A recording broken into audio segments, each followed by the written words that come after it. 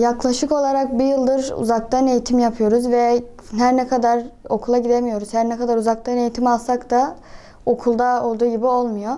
Zorlanıyoruz, zorlandığımız zamanlar çok oluyor. Öğretmenlerimize ihtiyaç duyuyoruz ama bunu maalesef uzaktan giderebiliyoruz. Karnemizi alamadık, bu bizi gerçekten üzdü. Gidip arkadaşlarımızla beraber o sevinci yaşamak varken evimizde gidip alacağız. Bu gerçekten üzücü bir olay. Okulda karne almanın heyecanı tabii ki başka oluyor. Bu arkadaşlarımızla yaşadığımız o heyecan, beklediğimiz o an çok daha farklı oluyor. Bir an önce bu sürecin bitip tekrar okulumuza gitmek istiyoruz. Okulumuzu özledik, öğretmenlerimizi özledik. Bu sürecin bir an önce bitmesini istiyoruz. Lise 1 öğrencisiyim ama lisenin o heyecanını ilk lisem sonuçta 1. sınıfım ve o heyecanı yaşayamadım. Gönül isterdi ki arkadaşlarımla beraber olup bu seneyi beraber bitirmekti ama olmadı. Umarım inşallah ilerideki senelerde bu heyecanı yaşamak istiyorum.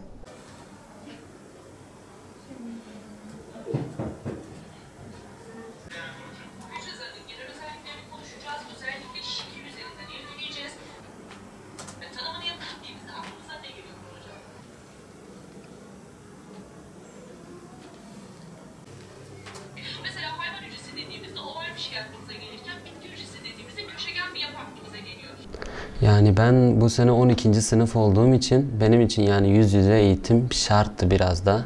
Çünkü ben bu sene YKS sınavına gireceğim. YKS sınavına gireceğim için yani konuları böyle birebir yüz yüze görmem lazımdı. Ama şu an okullar kapalı. Yani normalde biz açılmasını bekliyorduk ama kapalı olduğu için biz de yani uğraşıyoruz bir şekilde.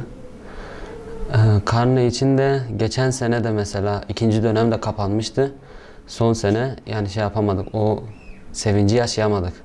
Yani mesela arkadaşlarımıza falan soruyorduk yani sen kaç puan almışsın, sen kaç puan almışsın falan diye. Onun şeyi oluyordu, sevinci oluyordu. Yani bugün de yine aynı şeyi yaşayacağız. Sevinç ama buruk bir sevinç.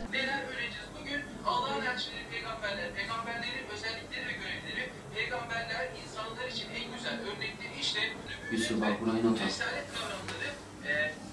Burası önemli.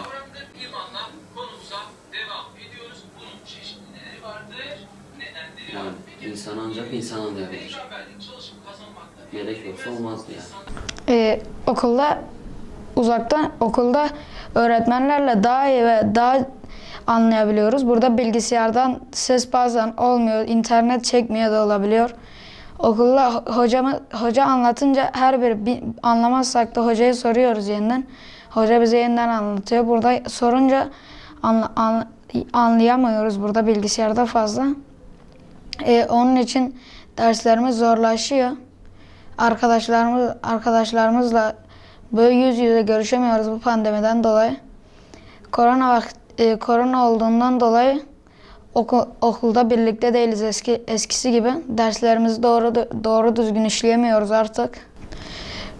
Herkes karnesini alamadığı için üzgün olabilir ama karneyi alınca insan diyor şimdi benim notum daha iyi, onun notu daha düşük, o sevince giriyor. Ve babası annesi onların tebrik ediyor. Ailece böyle ailelerce arası bir rekabet oluyor diyor. Bunun notu 85, bununki 90. Her biri böyle öyle mutluluklar yaşıyor böyle birbirleriyle birlikte. Bugün okulda olsaydık, karnemizi alsaydık arkadaşlarımızla daha mutlu olurduk.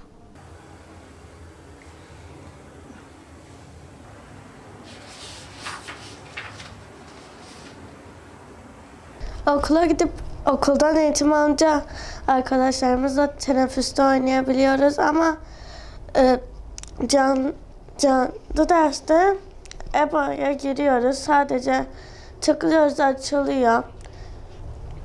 Orada rahatça parmak kaldıramıyoruz. Bir sürü tuşa basıyoruz.